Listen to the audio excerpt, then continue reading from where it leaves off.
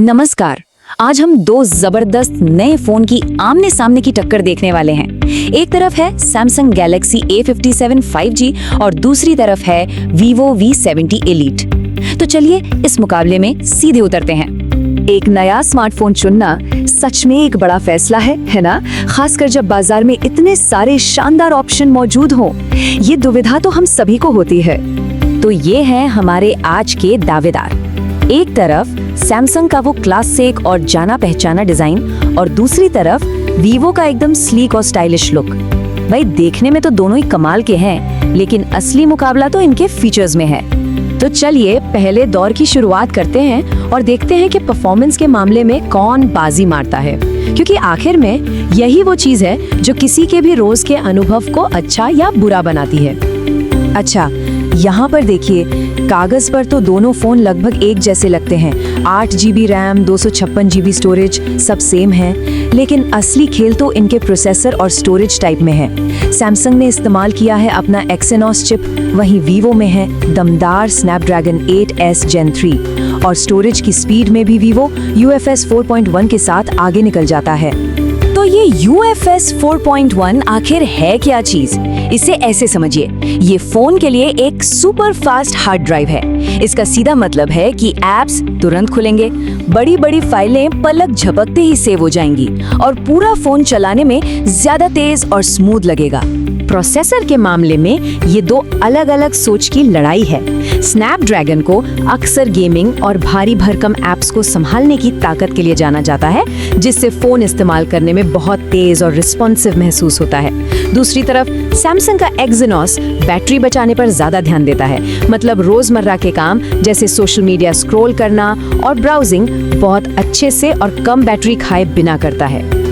अब आते हैं अगले और शायद सबसे जरूरी हिस्से पर, कैमरा। कई लोगों के लिए फोन खरीदने का फैसला यहीं आकर टिक जाता है। देखते हैं यहाँ क्या होता है। देखिए, दोनों में 50 मेगापिक्सल का मेन कैमरा है, जो कि बहुत बढ़िया बात है, लेकिन असली कहानी तो दूसरे और तीसरे लेंस में छिपी है। सैमसंग एक 5 मेगापिक्सल का माइक्रो लेंस देता है, वहीं वीवो में है एक जबरदस्त 50 मेगापिक्सल का टेलीफोटो लेंस, जिसमें 3x ऑप्टिकल जूम भी है। तो यहाँ सीधी सी बात ये है कि प्राथमिकता क्या है। अगर दूर की चीजों की साफ तस्वीरें लेना पसंद है, जैसे किसी कॉन्सर्ट में या पहाड़ों पर, तो वीवो का टेलीफोटो लेंस एकदम परफेक्ट है। लेकिन अगर फूलों या छोटी छोटी चीजों की बेहद नजदीकी और डिटेल्ड तस्वीरें लेने का शौक है, तो सैमसंग का मैक्रो लेंस बेजोड़ है। चलिए अब आगे बढ़ते हैं और देखते हैं कि सेल्फी के मामले में क्या होता है, और यहाँ जो फर्क है वो वाकई बहुत बड़ा है। सैमसंग गैलेक्सी A57 5G में मिलता है एक 12 मेगापिक्सल का फ्रंट कैमरा और Vivo V70 Elite में है पूरे 50 मेगापिक्सल का फ्रंट कैमरा। जी हाँ, 50। ये उन लोगों के लिए एक बहुत बड़ा फर्क डाल सकता है जो अपनी सेल्फी में ज्यादा से ज्यादा डिटेल चाहते हैं। किसी भी फोन के लिए सबसे जरूरी चीजों में से एक है उसकी बैटरी लाइफ और वो कितनी तेजी से चार्ज होता है। तो चलिए देखते हैं कि इस आखिरी मुकाबले में कौन जीतता है। ये बार चार्ट तो सारी कहानी खुद ही बयां कर रहा है। वीवो न केवल 6500 mAh की बड़ी बैटरी के साथ आता है, जो सैमसंग की 5000 mAh बैटरी से काफी ज्यादा है, बल्कि उसकी 90W की चार्जिंग स्पीड भी सैमसंग की 45W स्पीड से ठीक 2 गुनी है। इसे याद रखने का एक आसान तरीका ये है, वीवो की गाड़ी में न केवल पेट्रोल टैंक बड़ा है, बल्कि वो पेट्रोल पंप पर 2 गुनी तेजी से भर भी जाता है। ये उन लोगों के लिए एक बहुत बड़ा फायदा है जो हमेशा भाग दौड़ में रहते हैं। तो अब हम आ गए हैं अंतिम फैसले पर। सारी बातों को देखने के बाद विजेता कौन है? खैर, जवाब उतना सीधा नहीं है जितना लगता है। ये स्लाइड इसे बहुत अच्छे से समझाती है। अगर किसी को बहुत पास से डिटेल्ड फोटो यानी मैक्रो फोटोग्राफी का शौक है और एक भरोसेमंद हर काम करने वाला फोन चाहिए, तो सैमसंग एक बेहतरीन विकल्प है।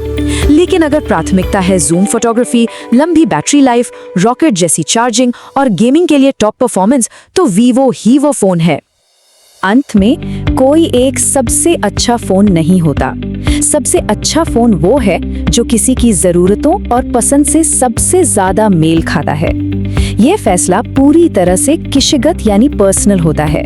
और बस एक सवाल के साथ आज की बात खत्म करते हैं। स्पेक्स के अलावा जैसे सॉफ्टवेयर का अनुभव कैसा है, फ़ोन हाथ में पकड़ने में कैसा लगता है, उसका डिज़ाइन कैसा है, ये सब चीज़ें भी एक फ़ोन को वाकई में बेहतरीन बनाती हैं। तो फैसला करने से पहले इन पर भी जरूर सोचना चाहिए।